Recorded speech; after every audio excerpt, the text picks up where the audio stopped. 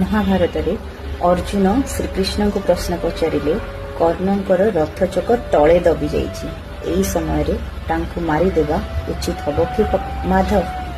ସେତେବେଳେ ଶ୍ରୀକୃଷ୍ଣ କହିଲେ ତୁମ ସ୍ତ୍ରୀର ବସ୍ତ୍ର ହରଣ ହେଲା, ସେ ନୀରବ ରହିଲେ। ତୁମ ପୁଅ ତଳେ ପଡ଼ିଗଲା, ସେହି ସମୟରେ ସେ ତାଙ୍କୁ ବଦ୍ଧ କରିଲେ, ଏହା କ'ଣ ଉଚିତ ଥିଲା ପାର୍ଥ?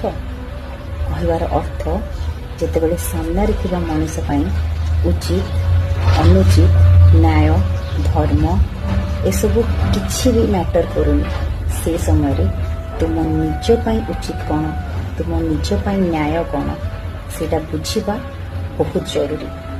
କାରଣ ଧର୍ମ ନ୍ୟାୟ ମୋରାଲିଟି ଏଥିକ୍ସ ଏସବୁ ସେଇଠି ହିଁ ଭଲ ଲାଗେ ଯେଉଁଠି ସାମ୍ନାରେ ଥିବା ମଣିଷ ତାକୁ ବୁଝିପାରୁଥିବ ଏବଂ ମାନୁଥିବ ମଧ୍ୟ।